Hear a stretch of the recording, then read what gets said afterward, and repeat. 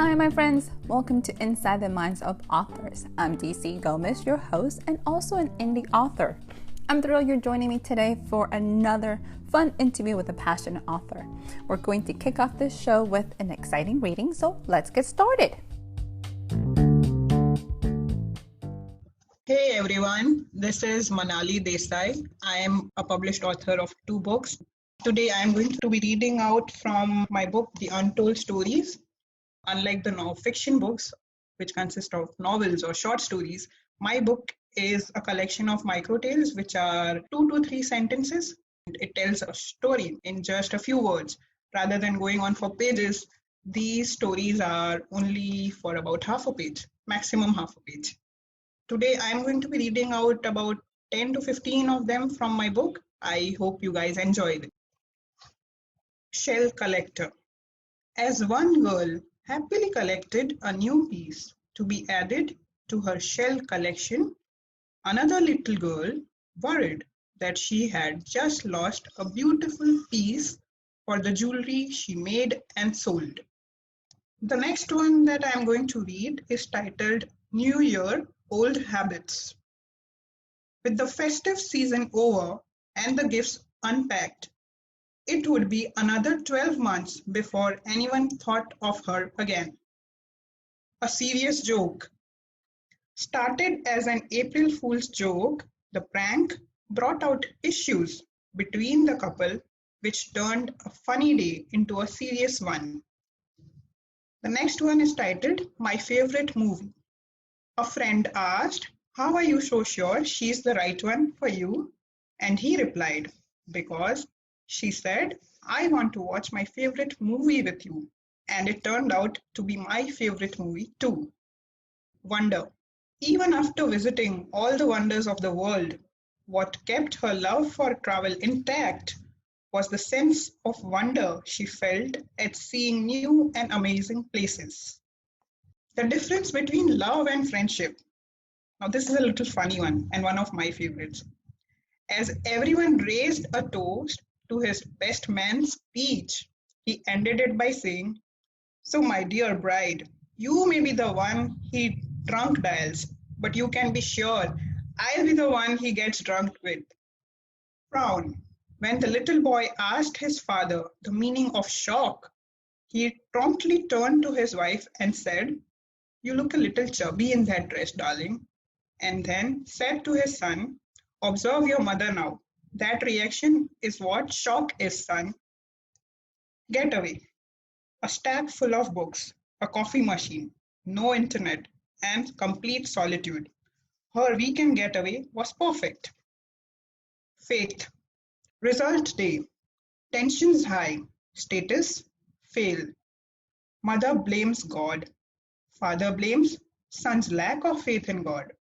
Son realizes it was more about his own lack of faith in himself. The next one that I'm going to read out is titled Sales Counter.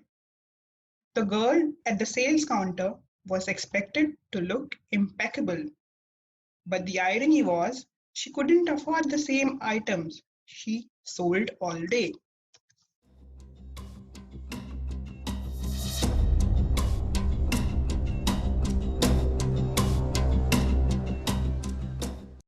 Hi, everyone, and welcome to another show of Inside the Minds of Authors. Today, we have a fabulous new episode. We have the amazing Manali. She is coming from India today, and she's introducing a whole new concept that I was not prepared for.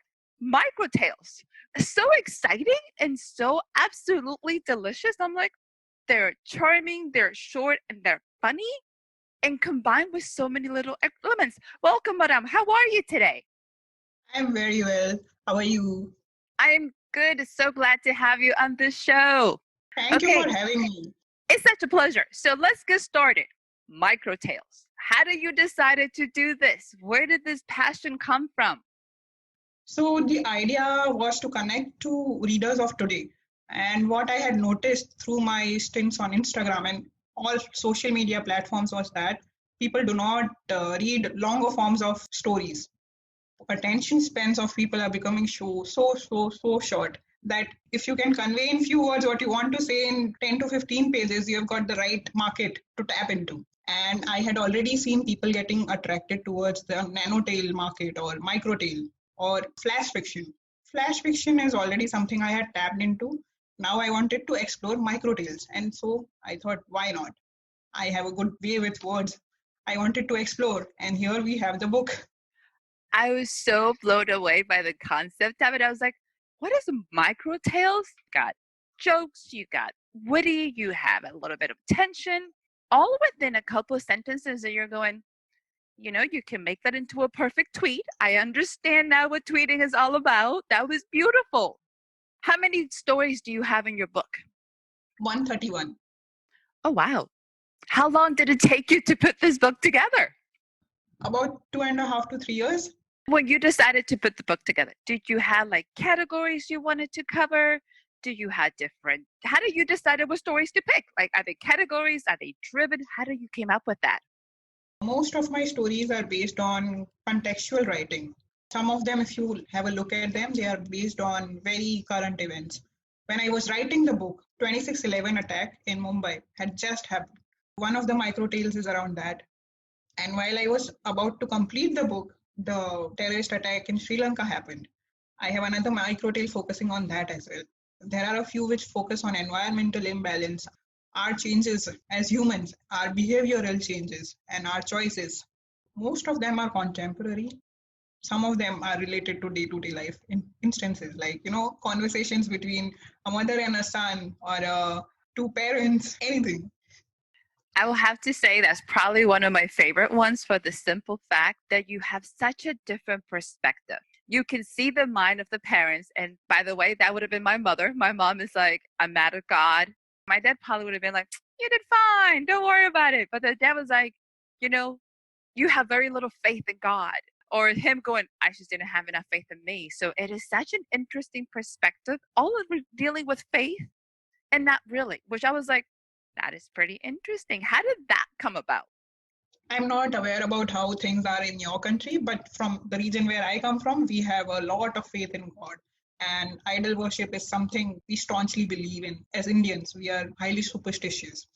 I'm not making fun of the country that I belong to, but most of the times it falls into the category where the person doesn't put in hard work, but it's just blind faith. Even if I don't work hard, God will take care of it. That is not the way, right? I don't believe that's the way to go ahead. You have to put in your efforts, then you can have faith in God.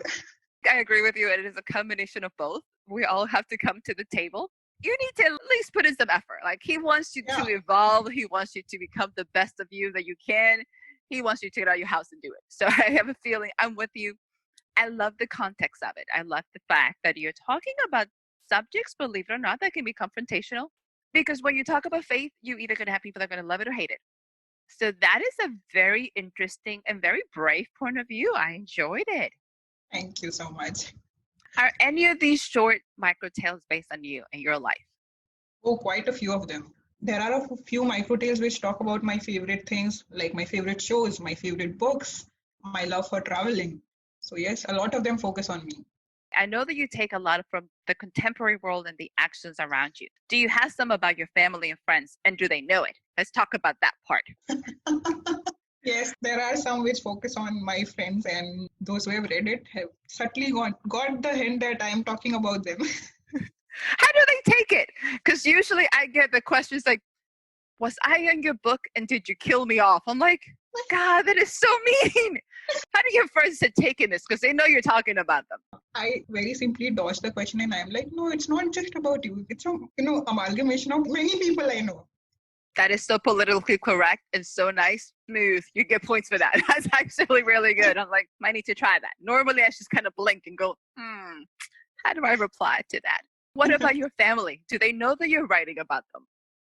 This kind of pisses me off sometimes that they don't generally read what I write, but this is a very good, blessing in disguise kind of a thing, because my family does really not read what I write.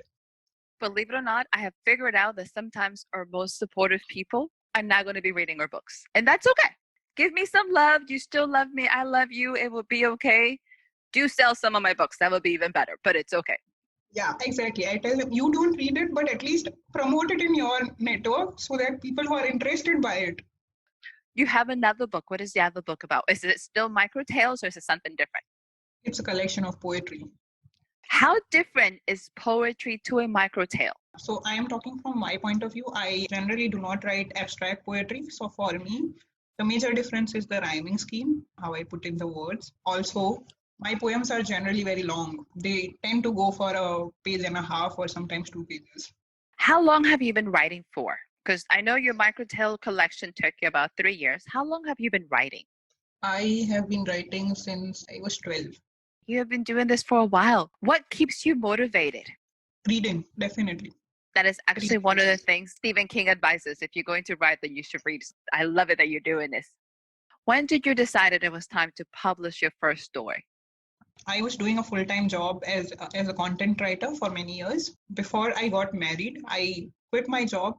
Actually, it was my husband who encouraged me to pursue just writing, like creative writing. Don't do content writing, restricting your creativity. When I quit my job and I started my blogging journey, that's when I decided it was time to get into publishing. I love the fact that you have so many different things to pull from. You have done content writing, which is very different than what you're doing your own personal creative because you're doing magic for somebody else and basing on what they do. So the fact that you're pulling all these different things. What has been your biggest challenge when you decided to start publishing? Oh, deciding between whether I want to go for traditional publishing or self-publishing. That was my biggest challenge because I was very new to publishing. I didn't know anyone who had got published. But once I came into the community, my God, the writing community is so broad and they are also supportive. Like I have people have coming and giving me advice and support all the time. And that's when I realized there is so much I didn't know before I published my first book. I wish someone had told me before I did that. It is a very, very giving community, and it does. It takes time to actually get to know it. But once you do, you realize, oh my God, this is really a family of people that in the same journey. So I'm excited you join us. It's very fun. You said you read a lot. What is your favorite book? On the risk of sounding very cliche, I'm going to say Harry Potter. Not cliche at all. She has done an amazing job. Trust me. It's been around for 20 years. It's one of those books I'm like, it's a classic now. When it came out, we had a dearth of good books, right? I was 10 or 12 years old when the first Harry Potter book came out. When I read it, my mind was blown. I was like, oh my God, such a story can also exist. She has done the world such a powerful gift because every child of this generation knows Harry Potter and has read the books and has made writing exciting again. Do you actually have a favorite author besides J.K. Rowling? Quite a few. Besides J.K. Rowling, I have Shashi Tharoor, if you have heard of him. He is an Indian author, Shashi Tharoor. And then I have Stephen King. If you are talking about romance, Nicholas Sparks. I also read Sidney Sheldon. That's my guilty pleasure, but I do enjoy reading. I like that you have a whole range of different topics. So you don't have a favorite genre. You mix them all in there. Yes, yes. And that is awesome. I like the fact that you have this combination. Have you ever been faced with writer's block? No, not really. Good. That's a blessing. Every once in a while, I have friends that have, and I have people that are like, no, you should write. So I like that part. I have mood swings. There are days when I don't feel like writing, but it's due to my own laziness and not something I cannot do. It is a choice then. Yes. I like choices, especially if you know it. Like, yeah, I'll embrace it. It's not that day. What are you currently working on? So there are actually two books that I'm working on currently. One is a nonfiction book and another is a collection of short stories. Tell us about it. You can't just say you got 2 books and not give us more. Give us a little more. What can you tell us about them? So the short stories collection, it's going to be talking about 8 stories which are romance, thriller, so many things. I'm excited talking about it also. There is one which is romance and it has a very subtle hint about homosexuality which will blow away everyone's mind. And then we have a thriller which is girl getting a mysterious call in the middle of the night and the phone call gets cut. She's not able to gather more information. So how does she manage to help that person who has called her? And then we have one father and a son have a complicated relationship, but on his birthday, the son's birthday, the father goes on to reveal a big secret which will change their relationship forever. We have one more where a couple is going through a strained time in their relationship. Generally, about how they come to terms and how they have grown over the years. Talks about a lot about compatibility. You have And so much going on in your books that I'm like, I understand why this would take a while because you have so many different topics all in one collection. I'm like, when did you start and when did you decide, okay, I'm adding this to this book, I'm not adding this? How did you decide? few of these stories are actually rejected material, to be very honest. Two to three of these stories have been rejected by publishers or e-magazines or whatever. And I was like, okay, you don't want to publish them? Let me polish them and publish them on my own. The fact that you're taking charge of your career is awesome. And just because it doesn't fit that medium, it doesn't mean it doesn't have an audience and your audience is ready for it. Yes. You're officially very motivating because most people never think about it. Well, if somebody doesn't like it, they assume it. Nobody likes it when in fact it just doesn't fit that package. So the fact you're going to repackage it into an entire collection, I love it. Sounds awesome. Thank you. So what is the nonfiction about? On my blog, I run a series called The Wonder Women, and on that segment, I feature women who have broken stereotypes and made a name for themselves in their own fields. These women belong to various sectors. Some of them are home bakers, some of them are architects, some of them are home decor experts, some of them are writers, some of them are painters. And all of these women, they are either doing this profession along with a full-time job, or they have started this from their homes itself without any support from their families or from anybody else. They are on the top of their fields. Just recently, I hit a milestone where I have featured 100 such women on the blog. I thought, why not convert it into a book now? Congratulations. That is a huge milestone. Thank you. That is huge. That is absolutely awesome. It's very giving. You're taking your talent to feature others and being able to portray their stories that sometimes don't hear enough. Where did this idea come from? So I had a few of my very close friends who I had seen doing multiple things. I have a friend who a PhD scholar, and alongside that, she also does stand up. She also is a choreographer, and she also paints. And she is doing all of this professionally. I was like, how are you managing to do so many things at one time? That's when I decided that it's not just her. There must be so many women like her who are doing so many things. Rather than focusing on personalities like film stars or TV actors, why not focus on these women who are themselves like heroes, their own heroes? That's how the segment started.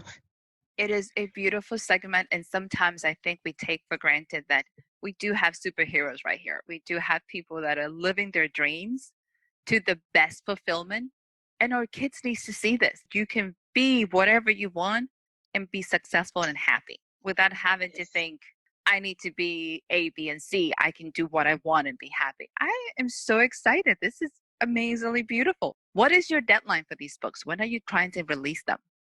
The short stories collection, I'm very excited. So I'm revealing it now only. I'm looking at book covers right now. This is exciting. Trust me, this is the fun part about it. A month for the short stories and probably 6 months to 1 year for the non-fiction book. This is coming quickly. We have brand new work coming all at once. So, my friend, are you ready? We're going to jump into our lightning round. Oh, yes. I'm excited. Let's do this. Woo-hoo! Short, to the point, whatever comes to your mind. Let's have some fun. Are you ready? Yes. Summer or winter? Summer. Nice. Sweet or sour? Sweet. Fruit or veggie? Fruit. So let's get a little bit more exciting here. You ready? Hmm. If you could have any superpower, what would you have? Going on without sleeping. Really? Yeah. Just work or read or travel.